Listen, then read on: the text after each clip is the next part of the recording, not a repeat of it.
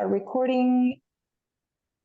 Okay, so I'm going to call the meeting to order at 6:32 p.m. of the Diversity, Equity, and Inclusion Committee meeting for February the 15th, 2024. We'll begin with the land acknowledgement. We would like to begin by respectfully acknowledging that the town of Shelburne resides within the traditional territory and ancestral lands of the Anishinaabe, including the Ojibwe, Potawatomi, Chippewa, and the people of the Three Fires Confederacy. These traditional territories upon which we live, work, play, and learn are steeped in rich Indigenous history and traditions. It is with this statement that we declare to honor and respect the past and present connection of Indigenous peoples with this land, its waterways, and resources. So hopefully everybody has had a chance to look at the agenda.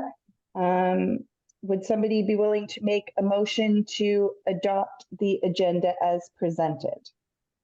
I'll make it. Thank you, Walter. And Len, I saw your hand. Would you be willing to second that then?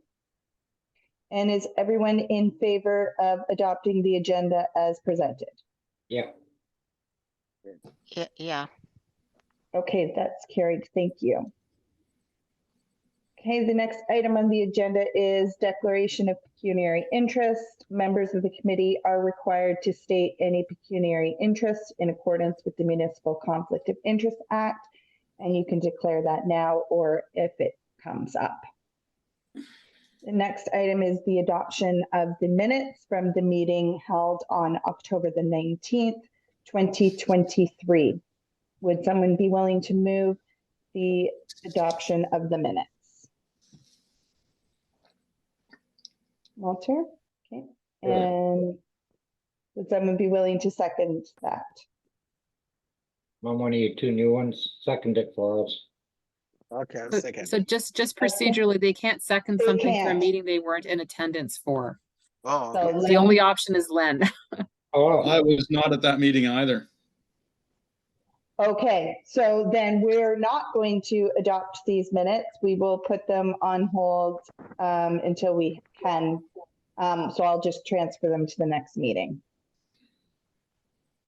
Okay, so the next item on the agenda is the update on the DEI vacancies and the new appointments as of December the 11th. So we have two new members, Dulis Benjamin and Francis Manyanga. Could you correct me on how to? Yes, that's Okay. right. Thank you. So as this is the first official meeting that you are at, if you would like to say anything to introduce yourselves, you are welcome to at this point. Okay. You want to go first, Ellis? Okay, I can go. Sorry. Okay. Yeah, I can go. Yeah. So my name is Dulis Benjamin. I recently moved in 2021 to Shelburne. I was living in Brampton before. I am a mother of two grown children. One was already living here in Shelburne about 7 or 8 years before I moved here. So it wasn't totally new for me. I am looking forward to working with this committee, diversity, equity, and inclusion, and hoping that I can be of benefit as I've worked on our committee CABR in the city. I work for the city of Toronto. And so I'm a part of the confronting anti-Black racism and diversity and equity as well there. So I'm hoping that some of the knowledge and that I've acquired there would be able to be transferred to this committee. Thank you. Okay. My name is Francis Manyanga. Originally from Africa. I moved to Shelburne also in 2021 from Brampton. I've been in Canada for 21 now. Father of 3 grown-up children and a grandfather of 2 I'm a teacher by profession. I've been teaching for about 8 years now, high school. And I was still working in Mississauga, still drive every day to Mississauga. And also part of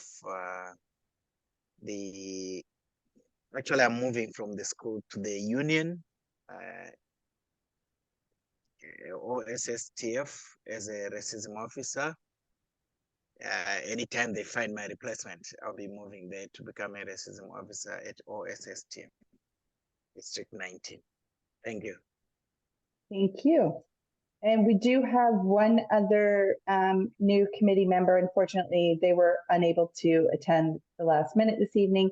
They haven't officially been appointed by council yet. That will happen soon, and hopefully they will be able to join us in the future. The next item on the agenda is chair and vice chair appointments. The committee had previously had a chair and vice chair, and unfortunately the vice chair moved out of Shelburne, so they're no longer eligible to be on the committee, and the chair had to take a leave of absence. We're hoping he'll return soon, but he did need to step down from his position of chair. So we do need to nominate a new chair and vice chair.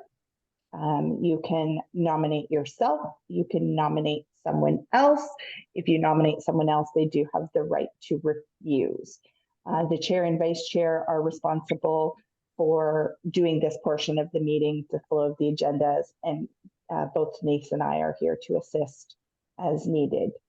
So this time I'll open the conversation if anybody would like to nominate someone for chair and or vice chair of the committee. I'd like to nominate Len for chair of the committee. Okay, Len, would you be willing to accept that nomination? Okay, sure. Yes, why not? Do we have someone that would be willing to second the nomination of Len for chair? I've nominated him, so it has to be one of you two, either Francis or Dolce. I'll get it, yeah. Dulis. Okay, I will second. Okay, And also I would like to nominate Dolis. For you chair, would like to, My vice chair. for vice chair, okay, Dulis, would you be willing to accept the nomination for vice chair? Can you go over the responsibilities of the vice chair? I know you said the chair Sure. would be doing what you're doing, Yeah. and so I am assuming if the chair is not there, then the vice chair would step in there then. That would be correct. Absolutely, yes. I think my plate is a little bit full for that right now, so I just want thank you for considering me, but right now let me just work through a little bit and get to know a little bit more. No problem. Francis, do you want to be vice chair? Is there anyone else eligible? We can always postpone the vice chair until we have more members of the committee, see if anyone else, we don't want to force anybody into the role if they're not comfortable with it. We could wait till the next meeting to see if other members who aren't currently here tonight have an interest. If you're not comfortable, that's totally fine. Like I said, we don't want to force anybody into it. It's actually a good learning chance to be a chair in the future because you can follow along with the chair as the meeting is being conducted and learn the procedures, and it gives you time. So it's not a bad opportunity to learn as the vice chair.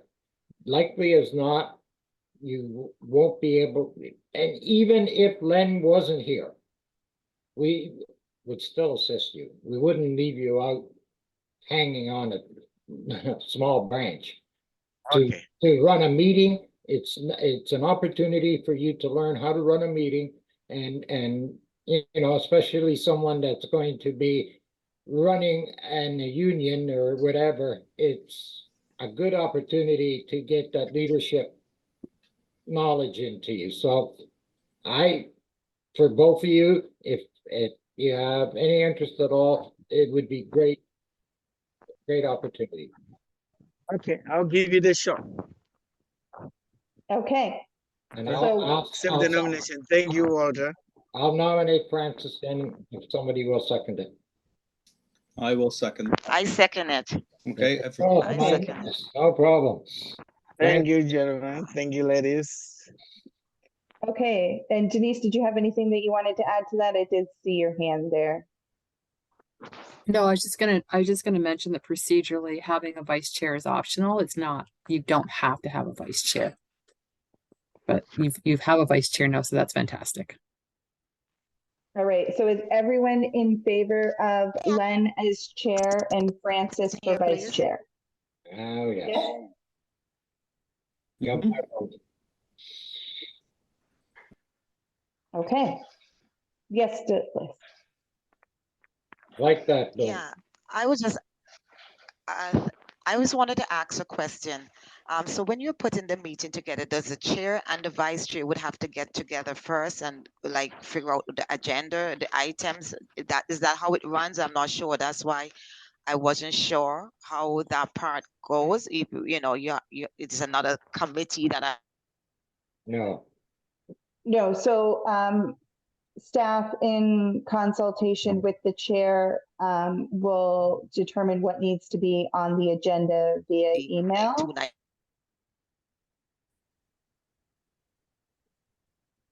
So it's all done via email. It's not another meeting. it looks frozen. Hopefully it's not an internet issue. Okay, it's not me that's frozen then? No, no, Sometimes it's my internet. Okay, good. no. So, Duelist. Okay, Good. hopefully she'll be back in a minute. so Len runs the meeting from now on as chair. Yes. It's your meeting, Len. Len, are you comfortable taking over from this point in tonight's meeting? Yeah, no, I can. I will require your sage wisdom if I mess up, okay? No problem. So first of all, congratulations to Francis for being vice chair. And I will do my best to chair the meetings accordingly. Okay, so we- Um, we'll just pause for one. Okay, perfect. We just Yep. need to make sure she got back on. Dulis is Yeah. are you back? Yeah, I just got back on. I froze. So if you responded, I didn't hear anything. I don't know if you heard me. I don't know how far this conversation went. No problem. So basically, we did respond that it is not, there's no other meeting for chair and vice chair. The chair can email staff. Staff will email the chair as far as what needs to be on an upcoming agenda. So we do it in consultations via email. Oh, okay. All righty. That's Thank you. And if members of the committee want to add something to an agenda, they would email the chair and myself to have an item added. Oh, okay. Okay. That's why I said Okay. it's a great opportunity for learning. Yeah. Okay.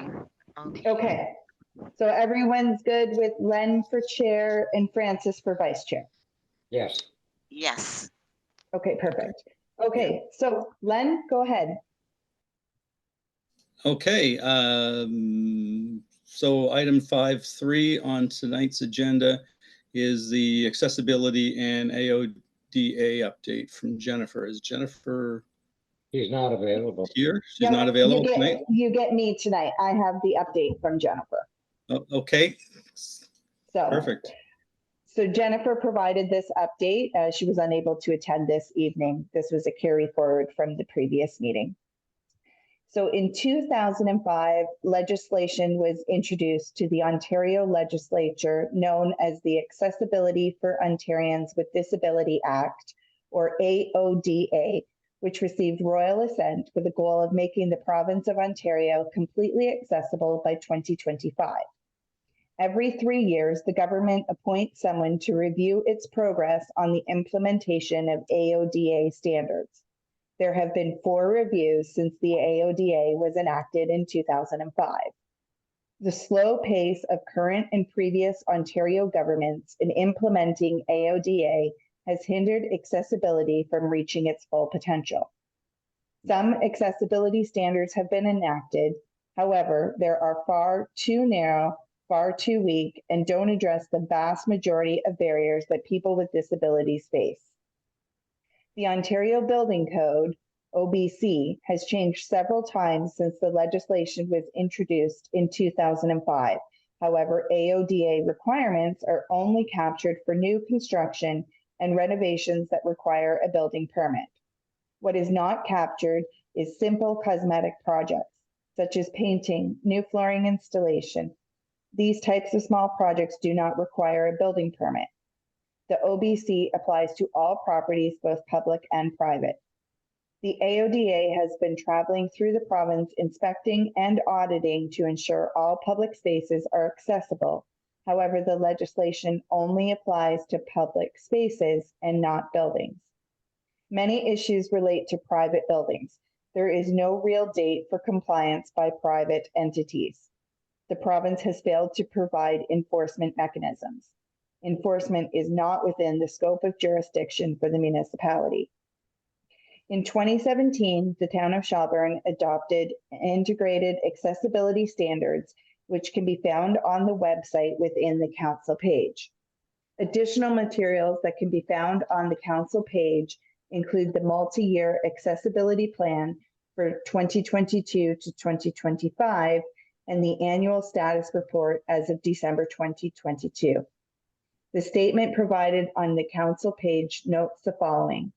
The town of Shelburne is committed to ensuring that people with disabilities have the same access to municipal goods and services as any other person in the same location and in as similar manner as reasonably possible. The town will ensure that it has a process for receiving and responding to feedback that is accessible to persons with disabilities. Documents will be provided in an alternate format when requested. The town files a compliance form with the Accessibility for Ontarians with Disabilities Directorate every 2 years as required by provincial legislation. The town is compliant and was audited last January 2023 and was found to be fully compliant.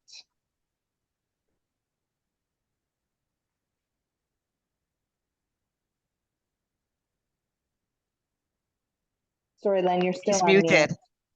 Okay. Sorry, I'll get used to it. Thank you for the report, Alice. Does anybody have any input or any discussion on accessibility in terms of where we're heading?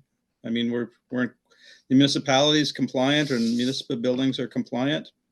There are a number of businesses that are downtown Toronto or downtown Shelburne that aren't. Unfortunately, the AODA will not meet the 2025 timeline that it was supposed to meet. It's not going to meet it at all. The issues are that, and I agree with everything that Jennifer's put there, there's very little we can do to force any private enterprise to become compliant. There's no legislation there with no backup to it to make that happen. So we have to continue to attempt to educate, hopefully convince people to do that. But if they don't want to, they don't have to. The other issue is, I mean, if they do painting upgrades and whatnot inside a store or building, it's difficult, especially for someone that is got issues with vision or other issues such as hearing. There's no tactile that needs to be put in place. You imagine if you have a vision issue and you're shopping and you don't, like certain colors just blend in and they all look the same to you. So try go shopping like that. It's very, very difficult unless you have a partner with you that's willing to tell you what's going on. So those are the kinds of issues that are that's going to continue to be a barrier for people. You hear it all the time, especially in apartments down in the city, and I imagine they're even up here. If there's no elevator, no way for people to get to a second floor, if there's no apartments because there's a business on the down first floor, those apartments are inaccessible. They can't be rented. They're useless to someone who has a mobility issue or whatnot. And it's not just people with mobility issue. Think about our population. It's getting aged faster. We've got a lot of older people getting older in this country, and they need to have somewhere that they can either rent or live in, and the buildings that are going up, there's nothing for them. So that's the only comments until the province gets into high gear and actually starts putting some teeth into what they promised. And when they started out on this path, I fear that we're going to have issues forever. Okay, thank you, Councillor Bernardo. Anyone else?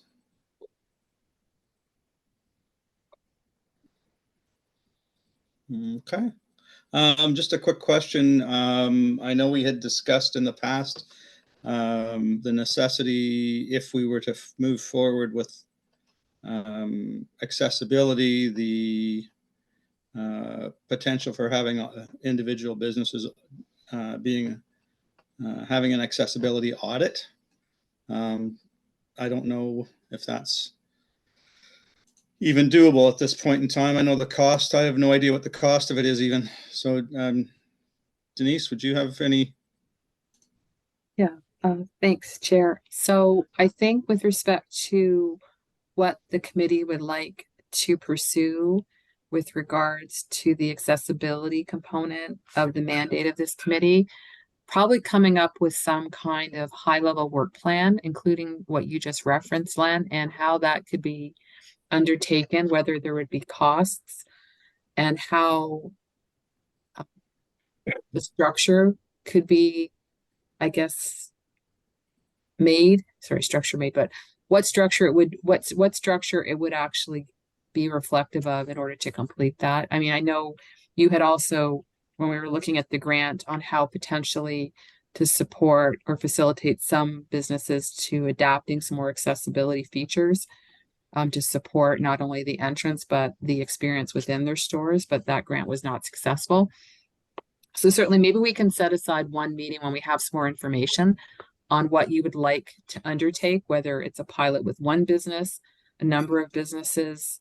I know with economic development, we're looking at a lot of engagement with the local businesses and what some of those issues might be. You may wish as a committee, as part of your work plan, to undertake a survey with the community, just to reinforce how many people need adaptations to support their needs, and which businesses potentially they would support if those changes were made. So we'll come up with something.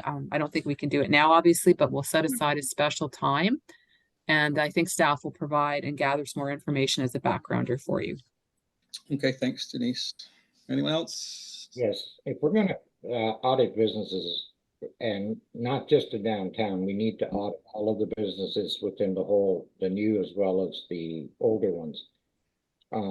Because even though in the plazas we have new businesses, some of them may not realize the way they're set up. They're not set up in such a fashion that makes it easy for someone with accessibility issues in their particular business. And sometimes if we do an audit, or they're willing to do an audit, and we can give them the person that whoever's doing the audit can give them advice, they may be more receptive in that sense there. So I'm just wondering if we can engage maybe through the Economic Development Committee or whatever way we can, all of the businesses within the community, along with the BIA.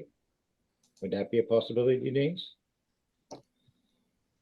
Certainly, the surveys and the Economic Development Officer provided at the last council meeting overview of 2023. And part of the work plan for 2024 is to continue those interviews, whether they're in person or via survey. So certainly we can collect some data with respect to accessibility, and then as requested, how to complete an audit and what that structure would look like. Okay.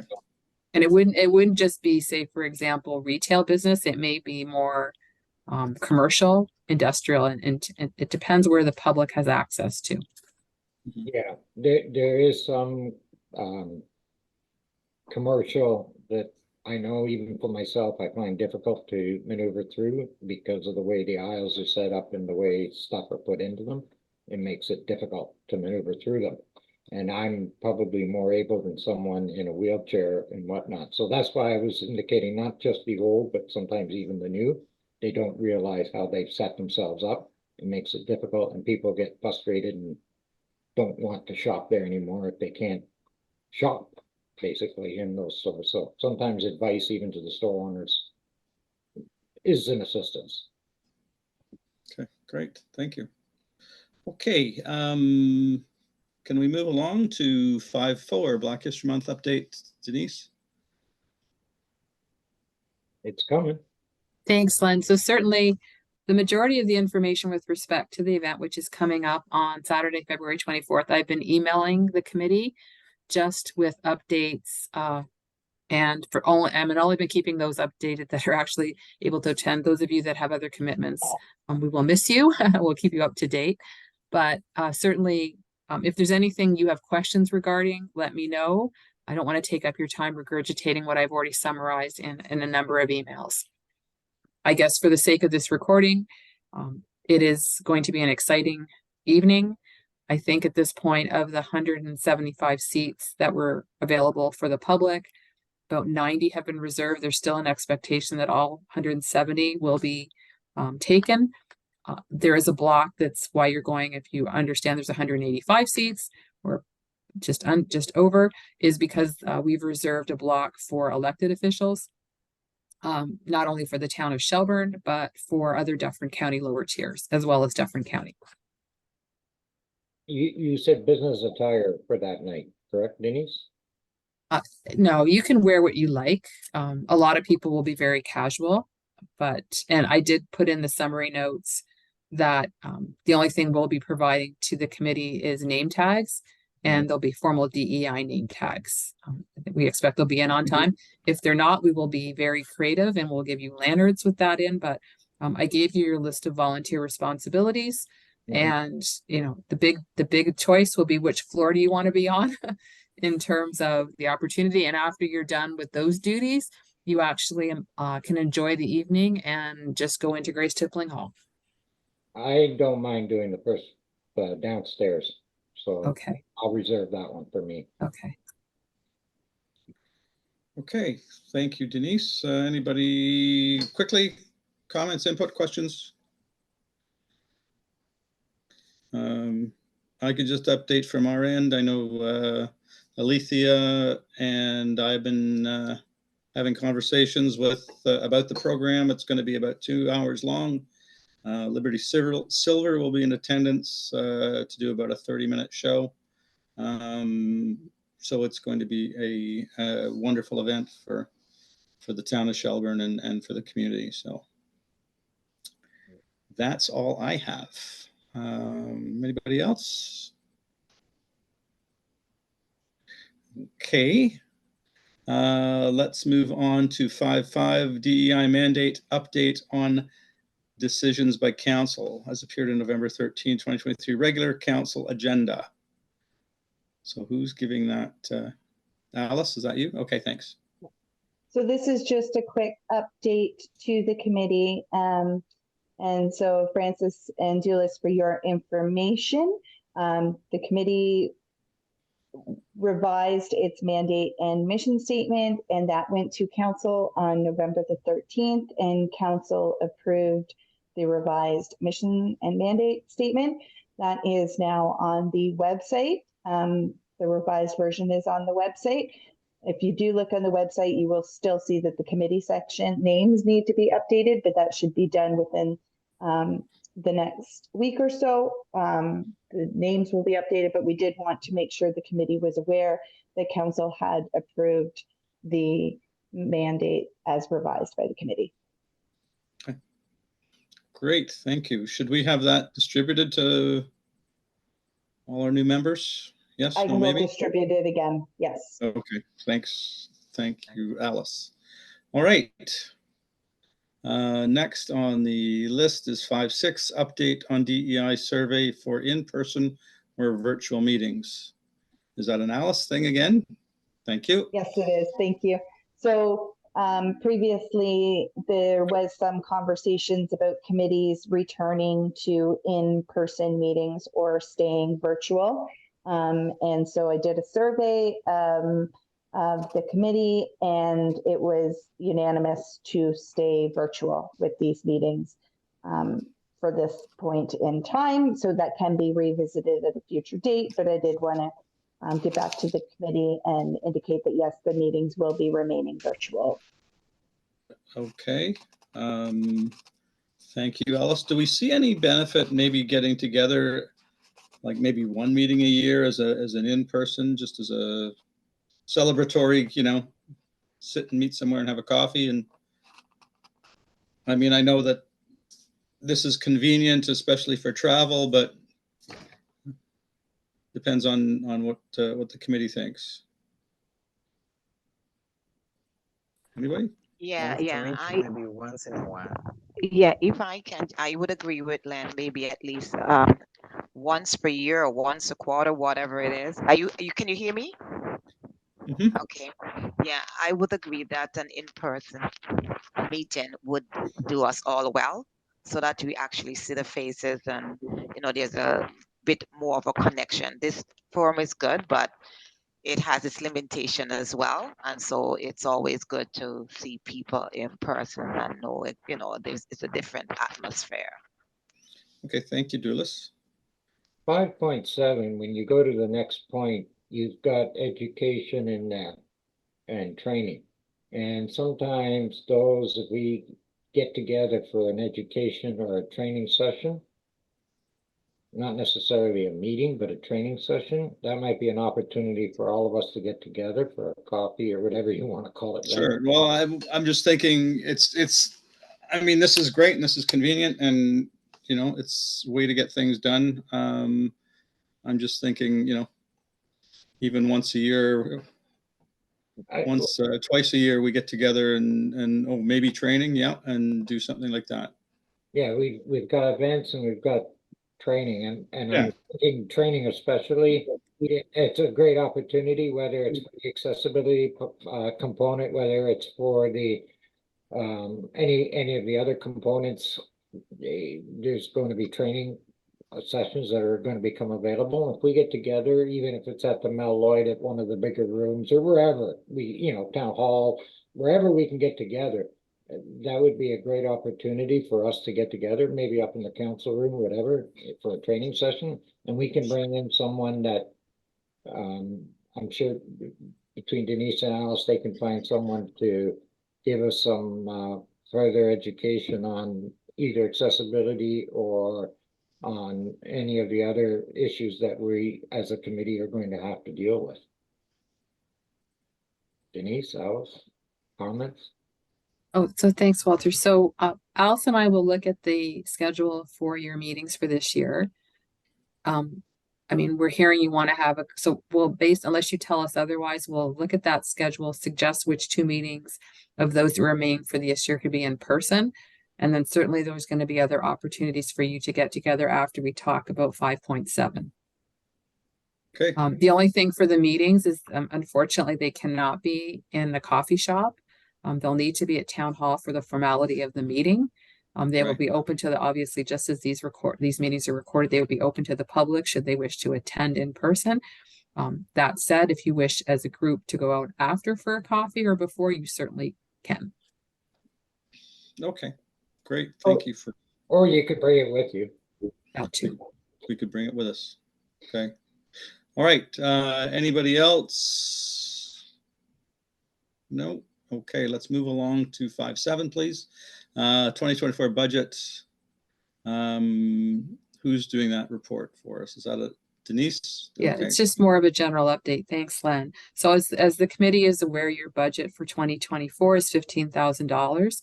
Of that, the only commitment, the real commitment to date so far is that there was a $3,000 contribution to the Dufferin County Canadian Black Association so that DEI would be a partner with the event that's upcoming. And the other thing that we have in terms of the commitment for events is usually we spend about $1,500 or less for Truth and Reconciliation / Orange Shirt Day, which is held on the actual day each year, so September 30th, which leaves the balance of your budget of about 10,000 at least. So we'll look at what training education, that training and education may be more than just for you as a committee potentially. What we've talked about is staff, similar to what other DEI committees have undertaken, for example, is they actually host a forum or they host a panel presentation where speakers come, whether it's in person at Grace Tippling Hall, for example, or it's a Zoom format, so that you can actually provide some engagement for the community to be networking and resourcing together, but that's to be discussed. And sometimes there's costs associated with that. We will look at training for this committee in particular. And once we've actually looked at those costs, we will summarize that so that you have an idea of where your budget potentially can be supporting expenditures, and that will be your decision. The second part of this is we have a number of events as the town of Shelburne, and it's up to the committee if you choose, but we thought as staff it might be an ideal opportunity for you to engage with the public at an event by having a booth and just sharing information probably later in the year when we have more of a plan in place on what you're doing and just, I guess, profiling and being ambassador. So that was just something as an FYI. The couple in particular that we were thinking about was obviously something at Orange Shirt Day more than we had last year, potentially Canada Day this year. And as well, we have 5 Fridays in the Park at Jack Downing Park. One of the events, which is in July, I have to get the exact date, I apologize, I think Alice might have it, it's going to be, the theme right now is a street festival, but what it's going to constitute is a number of different multicultural musical acts, entertainers, art. So we thought that would be an ideal place for the DEI committee to also have a booth or a tabletop in Jack Downing Park. We're expecting usually 300 to 400 people at each event, and they run from 6 to 8:30 to 9 on the Friday night. So that's just an FYI, just to get you all excited about everything that you potentially are going to be doing for the rest of this year. Okay, thank you, Denise. So you're thinking an information booth, will some of our budget be able to be used to print flyers, print information packets, that kind of thing? Is that what you're thinking? Yeah. Okay. All right. I have a 13 by 13 tent if we need it, pop-up tent, so I don't mind doing that. Okay, perfect. Anybody else have any comments or input on that? It's good to get out in the community and, let people know, that there's a DEI committee and, they can put faces to names and the obscurity of being, like the DEI committee, what it does. And I'm sure not everybody is aware that we even have a DEI committee, let alone what we do. So, okay. Thank you for that, Denise. Let's go 5.8. Oh, sorry. I sort of rolled that into 5.7. That's okay. No, that's fine. That's we're good. So 5.8 is the Truth and Reconciliation, Orange Shirt Day, September 30th. That's, I guess, to be announced further on as far as what we're doing and the format. Yes. Are we going back to the original path on that day, the way we walked, not last year, but the year before, because we changed it last year due to construction? I can't remember now. So so sorry. You did a shorter walk this year. The routes usually we try to keep it under a kilometer and a half. We can certainly, and it starts at Jack Downing Park. Mhm. It didn't go over to Owen Sound, I guess, because some people found that too long. But we'll make sure we map out the route with respect to it starting and ending at Jack Downing Park. One of the challenges we had this year is where we actually were going, where we were putting the crosswalk, or sorry, the crosswalk. Yeah, the crosswalk. Yeah, the painted crosswalk. That corner was under construction due to residential, and it created a bit of a challenge for us there at Jelly and Main Street. So is there intent, is there intent to move the crosswalk back to its original location on William, or are we still working on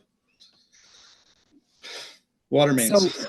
So what we had said as staff in the report to council is that the deterioration of these crosswalks has been exceptional.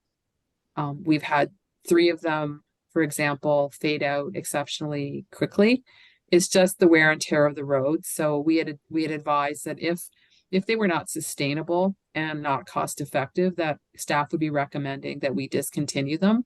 And we did footnote that in the budget process. We'll have to formalize that. That is not going to be our recommendation to reinstate them. It doesn't make a lot of sense. And then we would have to look at alternatives, whether those are banners or other ways to bring recognition to those important causes or issues without a sidewalk. Orangeville also has discontinued that program for the same reasons. And I know Orangeville has a lot of interlock brick in their crosswalks, and it makes it even more difficult to paint and apply logos that are legible and lasting. Anybody else? If we put a banner Yeah. on one side of the street to the opposite, like right across the top of the street, I know NTO doesn't like it on theirs, but can we do it on our streets, like William Street? We certainly can. The challenge that we would have to make review is the pole structure that support that to ensure that there was no risk. When I say banners, I didn't mean across the top of the street. I meant banners similar to the banners that we have right now. So we have, say, for downtown, we have Four Seasons, and then we have the for Remembrance Day, there's the special remembrance program for the heroes.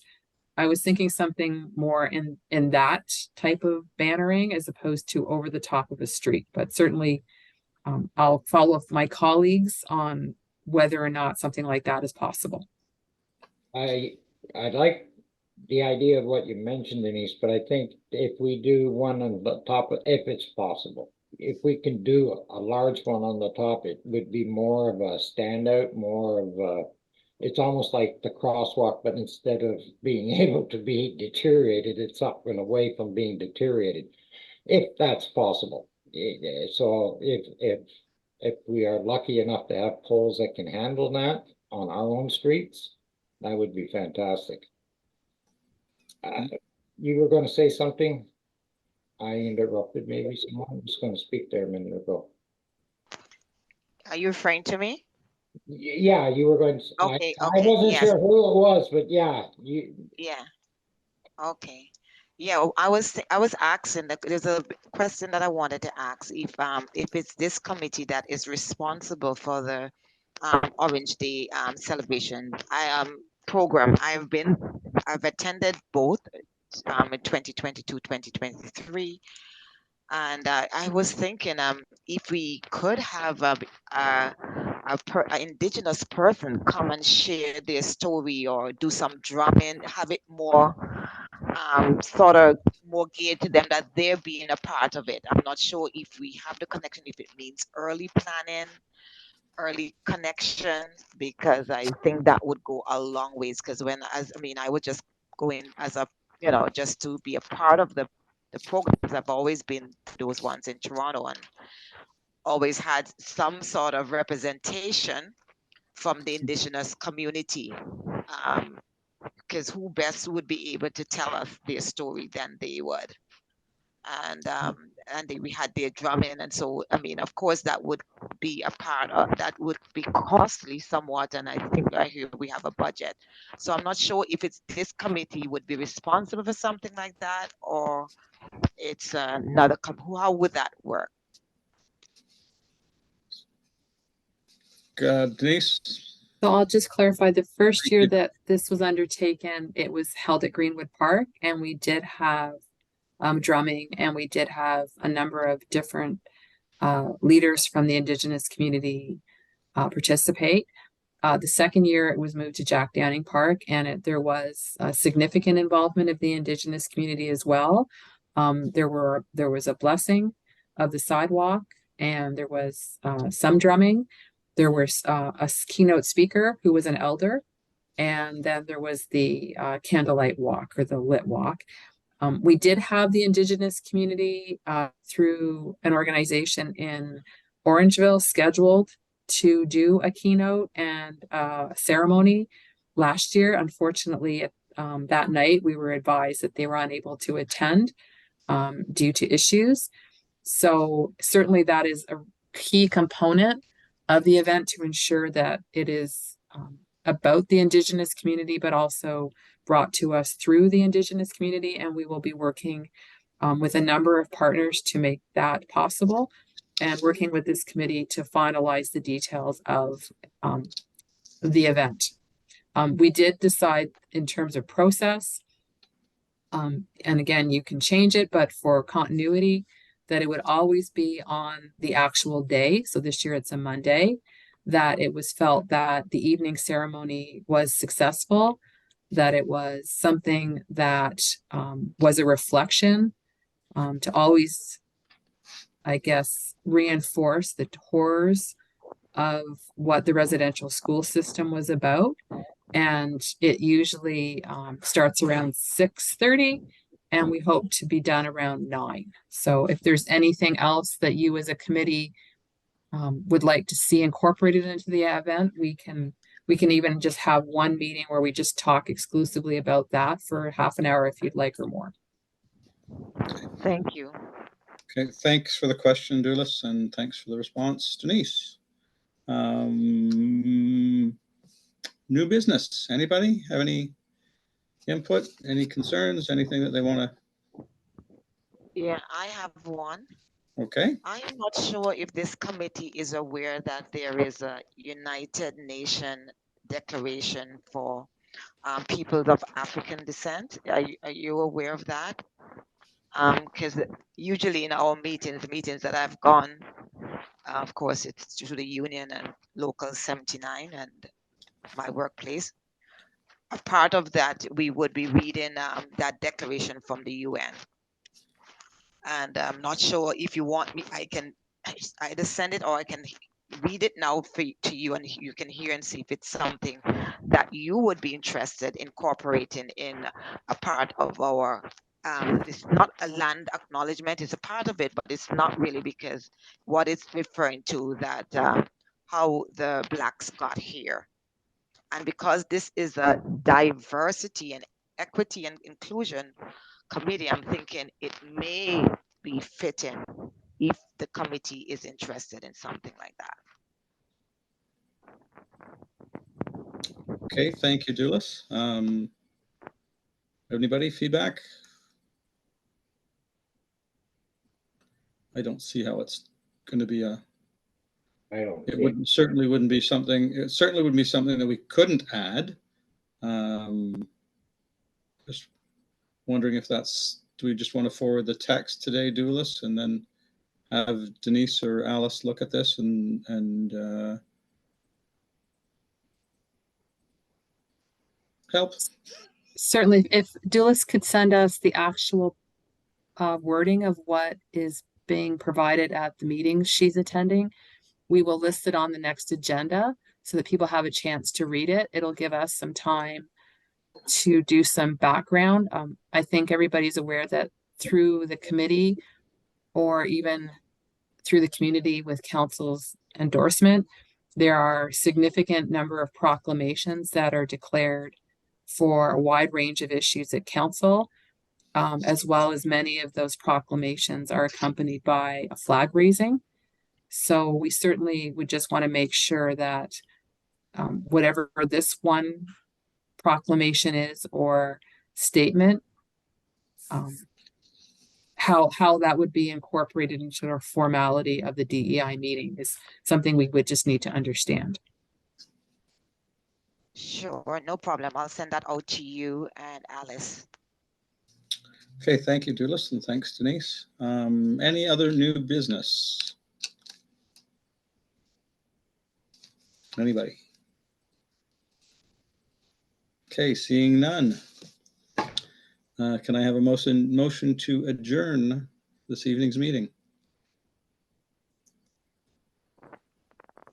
Come on, it's our only chance to go home.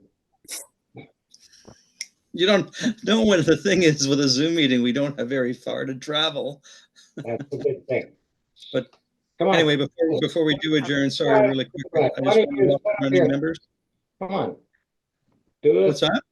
I'm asking Dulis or Francis to put up their hands for the motion. Yeah. I would was like, saying that. I was saying, yeah, I was saying, I'm going to make a motion that the the meeting be motion adjourned. to adjourn. Okay, before we do have that motion, I just want to officially welcome Dulis and Francis, and thank you for the meeting tonight. Do I have a seconder for the meeting, for the adjournment? Sorry. You had Dulis and you had Francis. I do. Yeah. Okay. Yes. All right. So All in favor? yes, can we have a vote, please? In All- favor of adjourning? Opposed? I see none. Okay, thank you everyone for this evening's attendance, and we will sit at the call of the chair. Okay, Thank good I night. think our next meeting is